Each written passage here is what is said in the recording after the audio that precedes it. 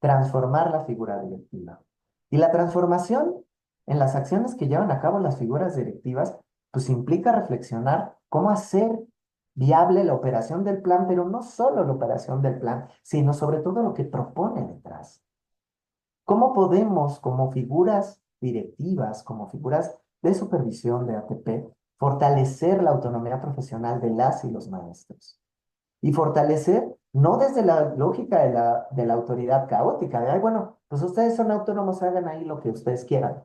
¿Cómo yo te acompaño? ¿Cuál es mi papel para fortalecer esa autonomía?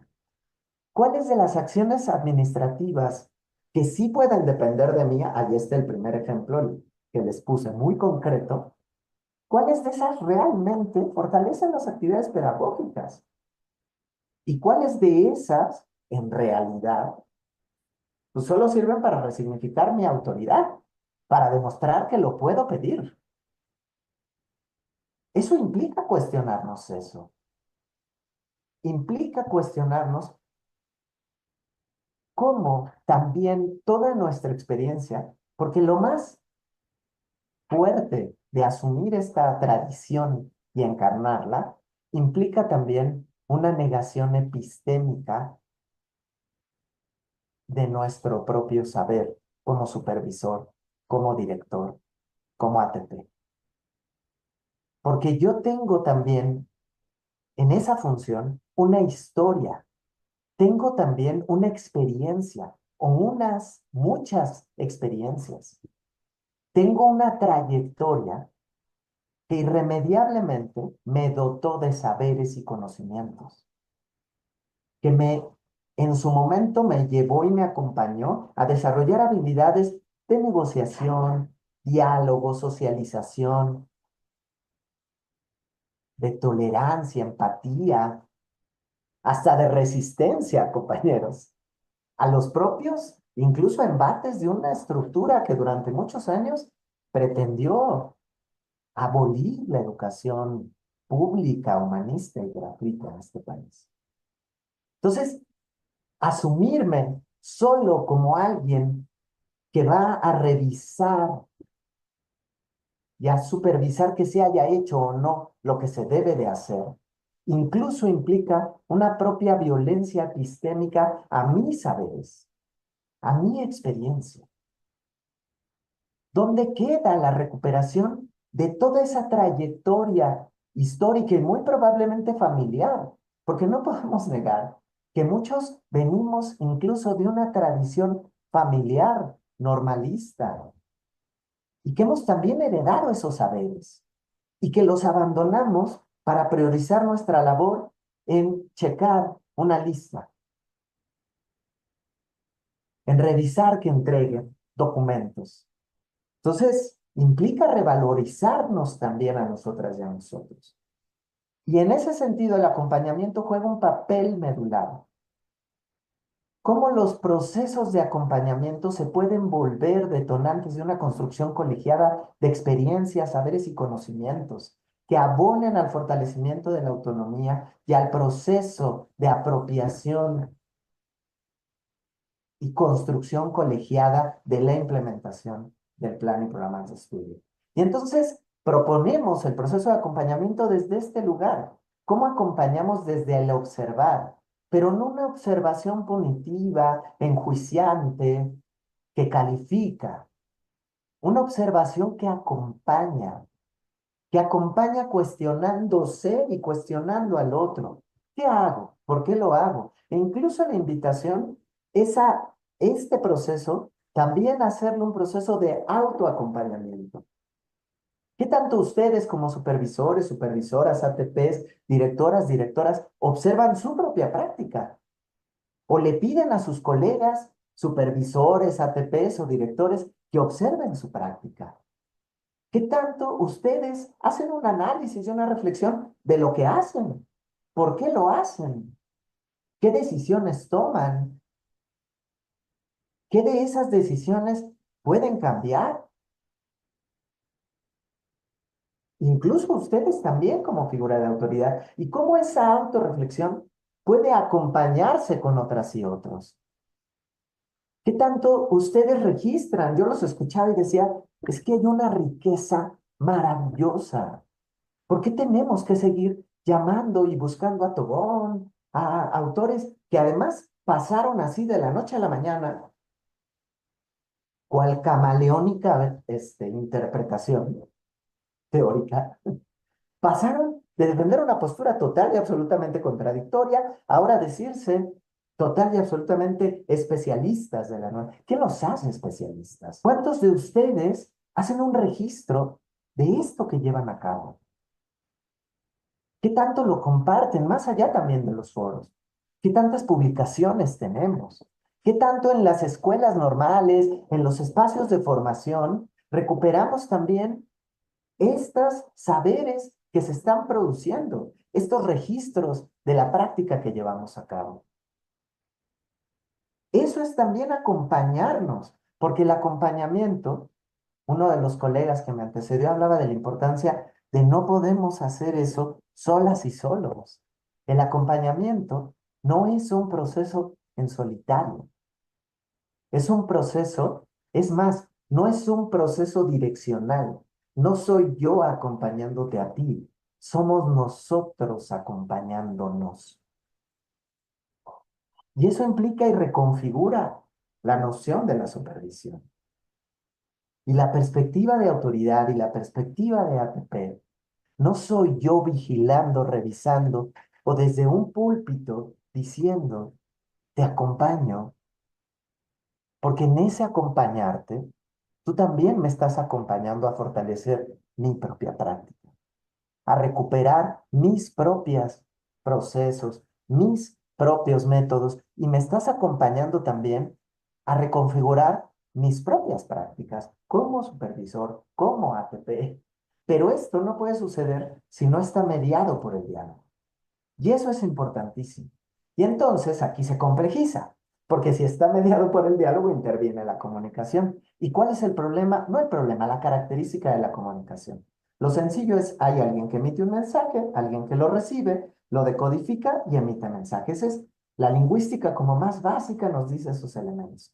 Pero lo que ya va avanzando después, y si nos metemos a la discusión todavía más profunda, este mensaje que se emite, que fue codificado por esta persona que lo emite, viene acompañado de ideas, nociones, sentimientos y perspectivas del mundo.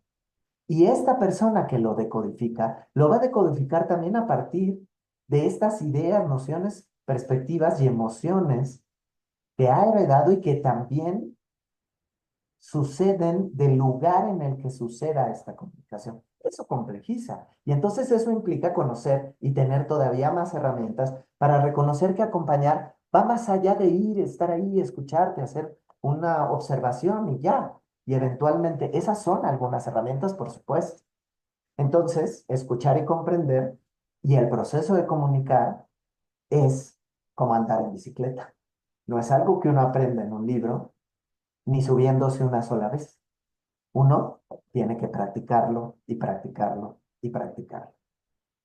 Y entonces, ahí viene, se hablaba del compromiso, Bell Hooks nos va a decir el papel tan medular del diálogo pedagógico y el compromiso. Y entonces ella habla de la pedagogía del compromiso, pero fíjense esto interesante. La pedagogía del compromiso, no como la idea de me voy a comprometer con la autoridad o lo que me mandata la autoridad como lo que debe de ser, sino me voy a comprometer desde el reconocimiento propio y del otro de nuestras autonomías. Y la autonomía como el ejercicio responsable que emana del proceso de sentirme capaz de participar plenamente en la producción de ideas. Y entonces desde ese lugar, el papel va más desde el lugar de acompañar, de guiar en la aventura de un pensamiento crítico, pero aprender y conversar juntos. Al conversar con el otro, rompemos de esta idea de que el aprendizaje es algo privado, individualista, competitivo, y entonces hay que hacer un cuadro de honor, y entonces hay que pedir evidencia de todo para calificar y para poner el ejemplo de quién sí lo hace y quién no lo hace.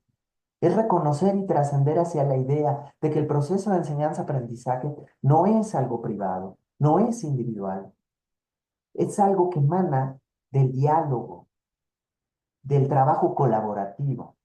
Y entonces reconocer que el aprendizaje no es una responsabilidad del estudiante o del maestro o del director, sino que el proceso de enseñanza-aprendizaje es una corresponsabilidad de quienes estamos en el sistema educativo nacional y de los distintos actores que también contribuyen a los procesos de enseñanza-aprendizaje.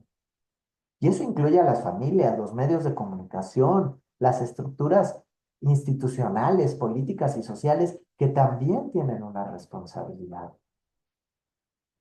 Entonces, esa responsabilidad, ¿cómo la miramos juntos? Pues tenemos que dialogar con las y los otros.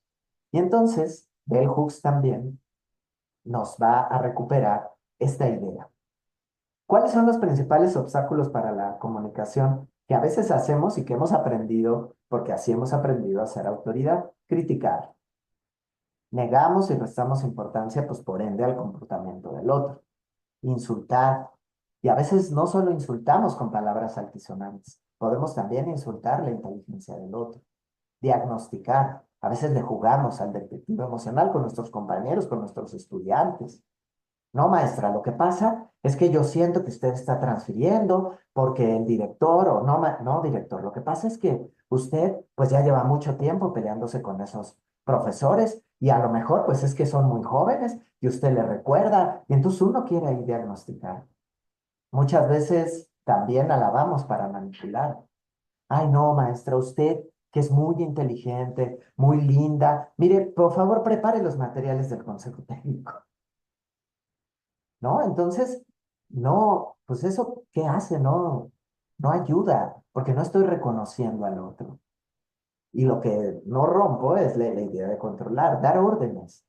Implica que el juicio de la otra persona es erróneo. Amenazar. Es que si no me lo entregan la fecha que me lo tienen que entregar, pues yo no sé qué va a pasar. Yo voy a tener que levantar un acta administrativa. A ver, hay normativas, no nos podemos negar a esas normativas. Y las y los maestros las conocen, los conocemos, somos adultos, pues. ¿Para qué amenazo? Moralizar. No, maestro, es que ese que a usted le encanta, ese teórico, ¿usted cree que él llegó a ser así, quejándose de todo y no entregando sus planeaciones? Y a los chicos, uy, no, ese artista que tanto te encanta, o sea, ¿tú crees que, incluso ahí donde lo ves, ¿tú crees que llegó a ser así pues sin hacer nada? No, incluso él tuvo, así cante pura porquería, tiene que ensayar y tiene que ensayar mucho. Y entonces moralizo, respaldo mis soluciones en una autoridad que es para el otro. Hago preguntas inadecuadas. Y todo eso interviene al momento de comunicar. Tranquilizar. ¿Qué pasa cuando un docente, un director viene y me plantea su preocupación por un plan de estudios que está implicando un cambio y una que nos está moviendo a todas y a todos? Ay, maestro, no se preocupe. Ay, ya cálmese, pues, no exagere. Ay, bueno, igual, pues no se preocupe, cuando mucho en 2 años, 3 años va a ver que lo van a volver a quitar. Usted haga como que, ay, no exagere. Uy, no, no, usted no sabe, en mis tiempos era todavía peor, porque aquí usted por lo menos tiene el internet, ¿no? Y entonces, esta idea de tranquilizar, de aconsejar, todo eso va irrumpiendo a la comunicación y va entorpeciendo el desvío de la atención, ¿no? Esto que les decía. Uy, no, en mi época, ¿cuántas veces no lo hacemos como papás, como mamás, como directores, como profesores? Ay, ¿ustedes se quejan? Ay, no, maestro, si usted supiera cómo están en la zona de la sierra, no, pues aquí tenemos luz, tenemos todo, hasta tenemos infraestructura y internet, yo no sé. ¿Y usted viera en mis tiempos? No, cuando yo llegué a dar clases en la primera escuela, yo no me andaba quejándome, ¿no? O sea, desvío la atención. Lo que está viviendo, lo que está sintiendo es importante. Eso no justifica que no haga su responsabilidad, ojo, pero también el desviar esa atención imposibilita que yo pueda dialogar con él o con ella.